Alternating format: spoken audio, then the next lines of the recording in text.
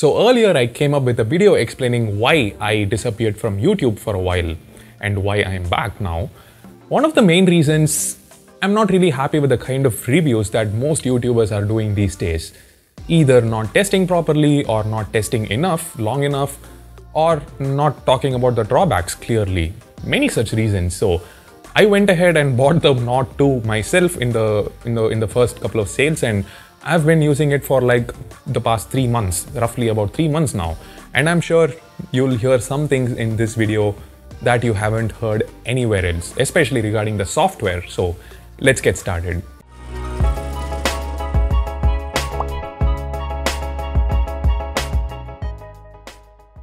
Yeah, so let's start with the software. Don't want to keep you waiting in suspense. Let's first discuss the good things. When I heard about Oxygen OS and Color OS merging, I screamed. It might be hard to believe, but there was a meeting going on a few meters away from me, and I literally screamed, "What the hell?" I just saw the headline. I didn't know what exactly it meant. Basically, on the back end, yes, the codes have been merged. But I think that's mostly just for the purpose of bringing software updates quicker to your phone. It's easier for them to work with when they have the same base code. So, well, I shot the review before OnePlus released Oxygen OS 12 beta. And if you haven't yet heard, it's mostly just Color OS 12. Oxygen OS is kinda dead. Terrible decision, and honestly, terrible decision from my end too, for foolishly trusting OnePlus to stick with Oxygen OS. Anyway, so I'll be appearing throughout this video and reacting to my own review, reacting to, the foolish me. As far as the user interface is concerned, you'll probably notice very few changes. Well, at least right now, until Oxygen OS 12 rolls out for your unit. All your favorite Oxygen OS features from the past are very much present here, and they work perfectly fine. You get the typical Oxygen OS experience: smooth, light, fast, no ads, no bloatware. However, I did notice a slight change in behavior of the UI from time to time, and also some minor annoyances.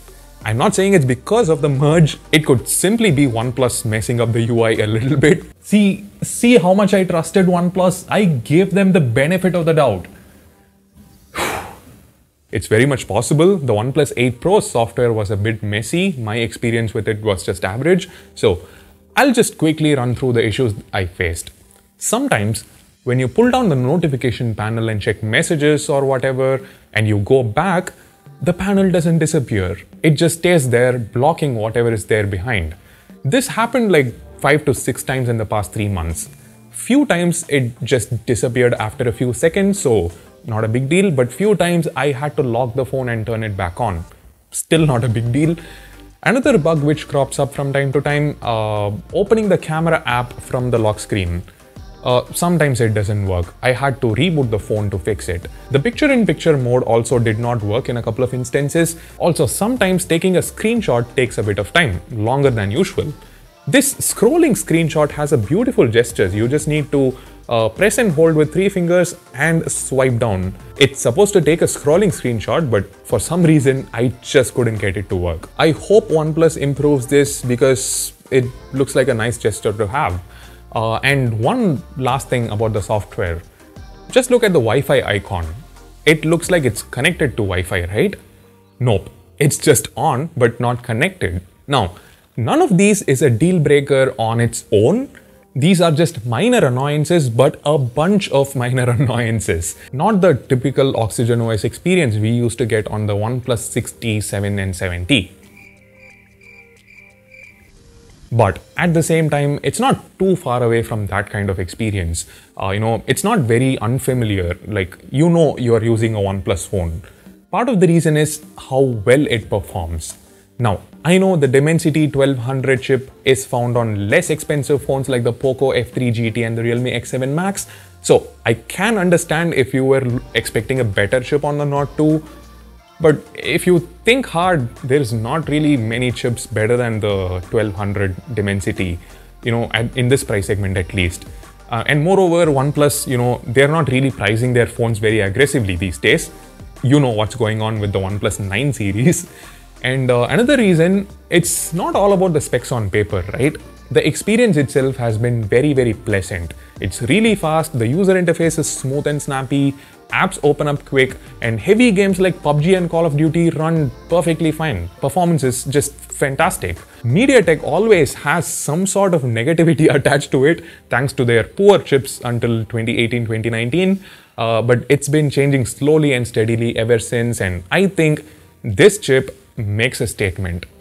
Also, it's worth mentioning it's a 5G chip and it supports 6 bands of 5G. If you remember, the 65,000 rupee OnePlus 9 Pro has only 2 bands, and no, it cannot be increased via software update. So the Note 2 is actually a better bet for long-term usage if you are looking to adopt 5G as soon as it's available in India. One thing I'd like to clarify, when I said the experience has been pleasant, I just meant the performance part. Of course, as I stated earlier, some software bugs are annoying. The phone even hanged a couple of times and I had to force reboot. But it wasn't because of the chip. I have zero complaints about the chip. It's amazing. The RAM management is also quite good. No issues at all. Can hold a good number of apps open in the background. This is the base variant, by the way, with 6GB RAM, 128GB storage, because I had to put my own money and get the phone.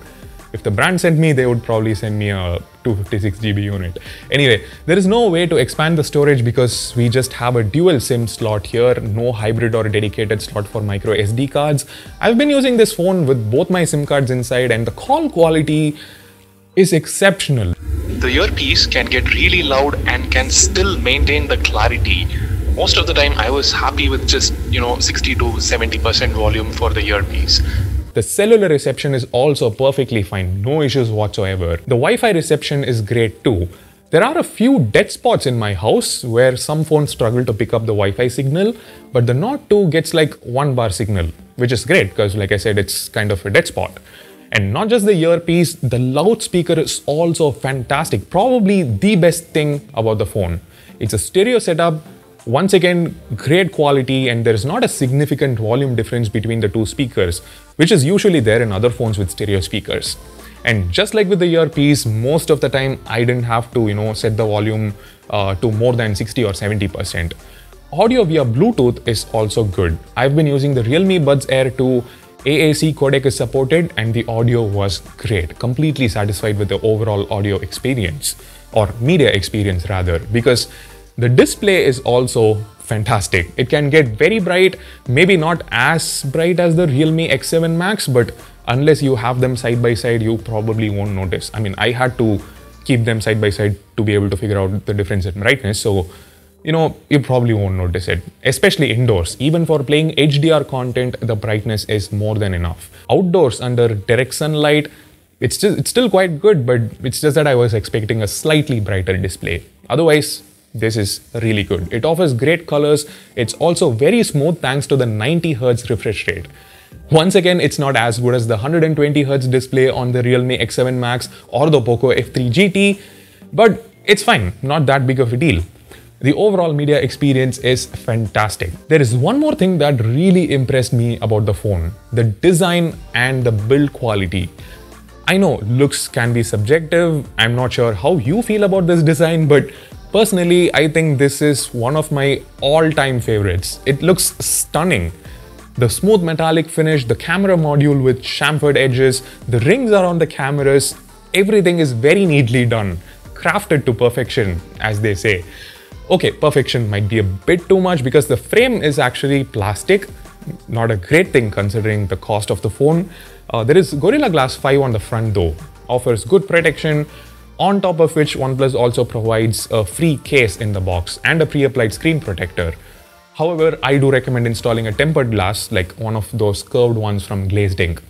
Not sponsored. And yeah, it feels very good in hand. Not too big, not too small.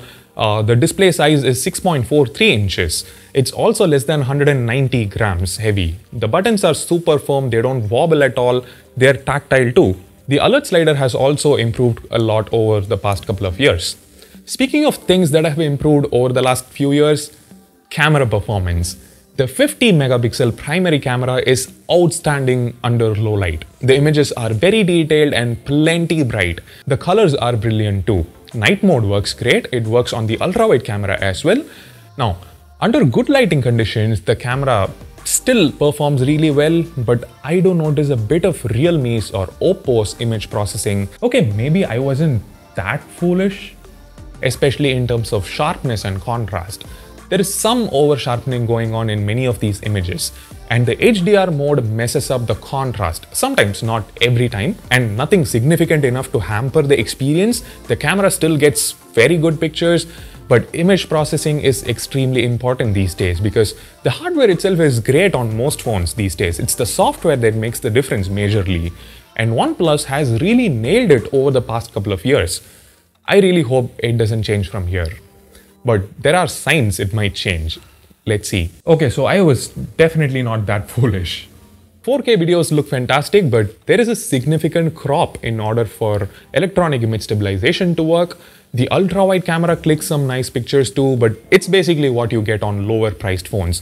But these days, most other phones around 30,000 rupees are also kind of average when it comes to ultra-wide camera performance.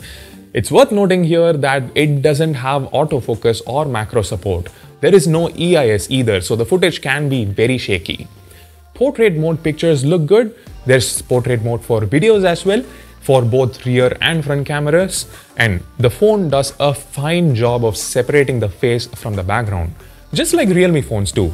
Yeah, I told you I noticed a few similarities between OnePlus and Realme phones with regards to the camera performance. In fact, the Note 2 uses the same camera app you can find on Realme phones. I'm not even kidding. Now, is that bad? Not necessarily, but personally, I don't like it. I liked OnePlus's camera UI better. So, overall, while the camera performance is definitely impressive, I'm kind of skeptical looking at the direction OnePlus is heading towards. Anyway, the most impressive thing about the phone, okay, I wouldn't say most impressive because that's supposed to be the stereo speakers. This one is like the least expected. I was pleasantly surprised while using the phone. It is the battery life. It's excellent. Remember, it's got a mere 4500 mAh battery. But even with heavy usage at 90 Hz refresh rate, it easily lasts one whole day. I remember when I used the OnePlus 8 Pro a while ago, it could barely last a day on medium usage at 120 Hz. On most days, I found myself switching to 60 Hz. But on the Note 2, I never had to tinker with any setting, not just the refresh rate, but any setting. Now, is this also a result of having ColorOS underneath? Maybe I was a genius. Because usually ColorOS and Realme OS have good battery optimization settings, so yeah, I think that's what it boils down to, whether you're okay with OnePlus merging their code with ColorOS. It's completely alright when you don't notice any difference. Who cares what's going on behind the scenes, right? And that's mostly how I felt while using this phone. I didn't have any big issue because of the merge. So right now, it is not a big deal. What I'm worried about is what OnePlus might do in the future. The future is here. Recently, it's been revealed that Oxygen OS and ColorOS will be merged into a unified operating system, like a complete UI merger. Although OnePlus claims that it will still carry the DNA of Oxygen OS, we won't really know for sure what it means until it comes out. Well, now we do. It's launching on 2022 OnePlus phones, I think. So now, at the same time, it would be foolish to assume that OnePlus will completely mess up the UI. Because obviously they know most people buy OnePlus phones for its software experience. Most of the hardcore fans need that fast and light and feature-packed software. So, okay, this is getting out of hand now. And yeah, the news about the Note 2 blasts, some of them are legit, I think, and sometimes it does heat up a lot while charging. So I'm always staying away when it's charging, just being cautious. But I don't think it's as big of an issue as the Galaxy Note 7 was. If you're extremely paranoid though, you can avoid it. There are good alternatives available like the Poco F3 GT, Realme X7 Max and so on. So, apart from a couple of things like this, I think the Note 2 ticks most of the boxes. Outstanding design and build, good camera performance, great battery life, great display, excellent performance. mind-blowing audio performance. Some of these are definitely unique to the OnePlus Nord 2. So, if you decide to purchase one, use the link in the description. It helps the channel out. I sincerely hope you found this review useful. Let me know what device I should cover next. Currently, I'm testing a laptop. I want your suggestions too. I'm gonna focus mostly on full reviews now. So, thanks for watching. This is Ashwin Sundar from Technology Jog, and I'll see you in the next one. Take care.